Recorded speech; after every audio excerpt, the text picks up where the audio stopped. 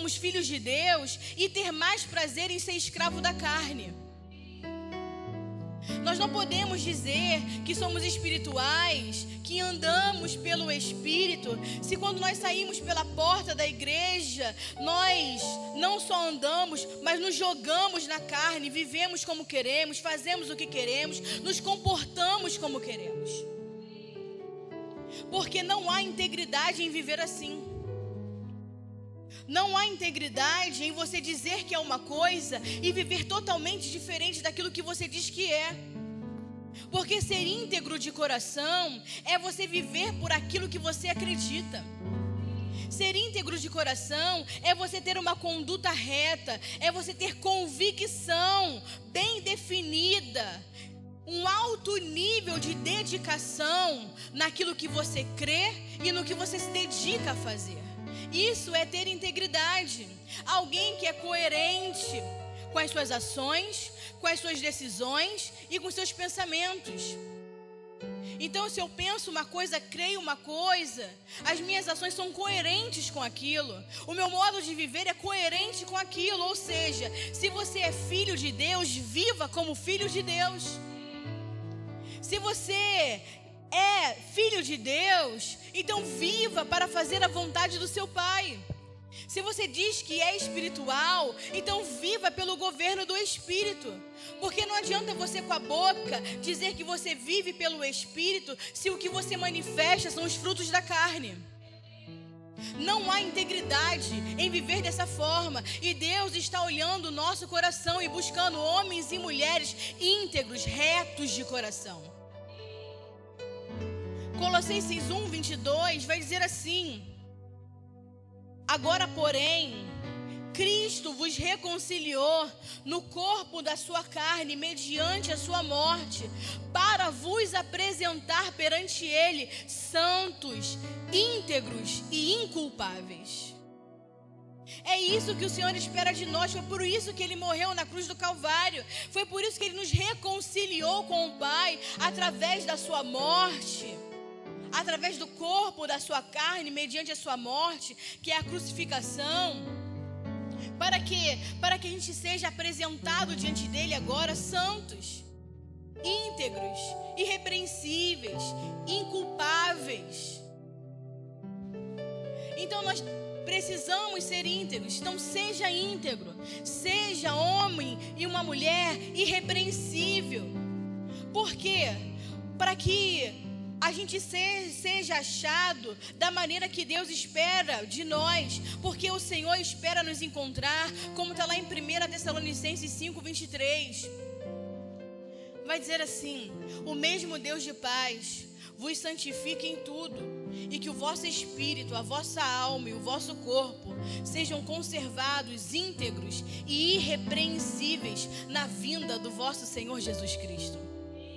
É assim que Ele deseja nos encontrar, o nosso espírito, a nossa alma e o nosso corpo íntegros, irrepreensíveis na vinda do Senhor.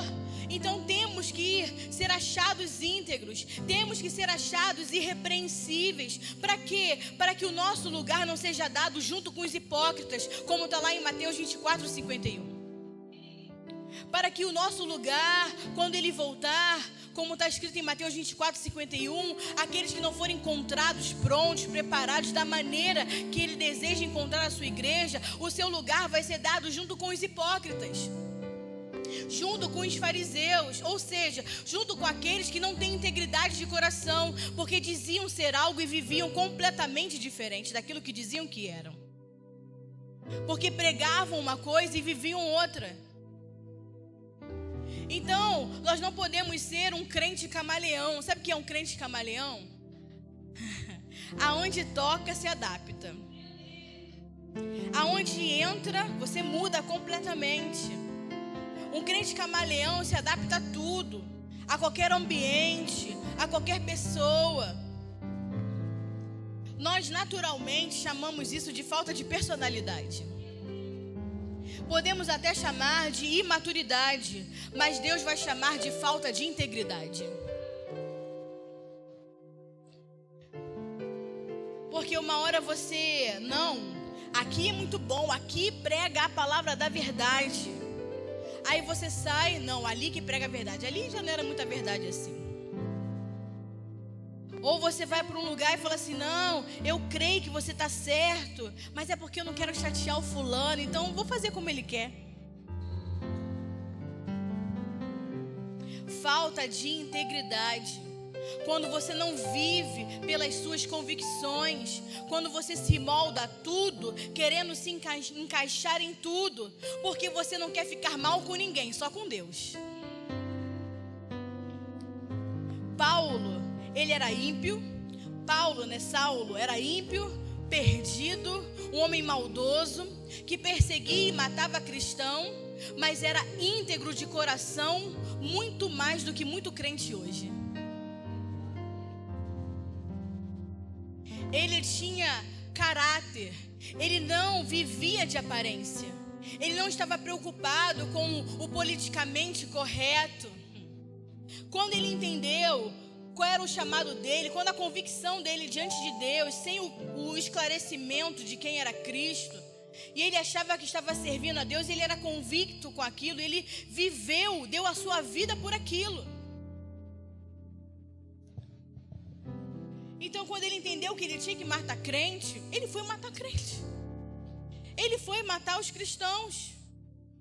E se dependesse dele, não ia sobrar um. Não ia restar um. E aí eu e você entendemos que fomos chamados, gerados por Deus para fazer a sua vontade, para sermos conforme Cristo, para expandir o seu reino, até que Cristo seja tudo em todos. Porque você está cansado de ouvir isso, né? Você já pode até fazer uma dissertação sobre isso, mas você continua vivendo da sua própria maneira. A igreja e o reino de Deus precisa de um corpo íntegro para poder avançar. Porque senão a igreja não avança. Sem uma convicção, sem uma crença arraigada, enraizada, estabelecida na verdade, a igreja não vai avançar. Preste atenção nessa afirmação de Paulo, que ele vai nos chamar, que ele vai chamar a atenção da gente quando ele está dando o seu testemunho para Timóteo. Lá em 1 Timóteo 1, 1 Timóteo 1:12, ele vai falar assim: dou graças a Cristo Jesus, nosso Senhor, que me deu forças e me considerou fiel, designando-me para o ministério. A mim, que anteriormente fui blasfemo, perseguidor, insolente, mas alcancei misericórdia, porque o fiz por ignorância e na minha incredulidade, né, pela falta de entendimento. Contudo, a graça de nosso Senhor transbordou sobre mim, juntamente com a fé e o amor que estão em Cristo Jesus. O que eu quero que você entenda, o que está aí no versículo 12, olha o que Paulo vai dizer. Dou graças a Cristo Jesus, que me deu forças e me considerou fiel.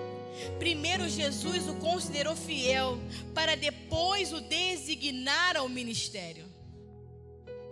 Primeiro Jesus olhou para ele, quando ele tem um encontro com Saulo, lá em Atos 9.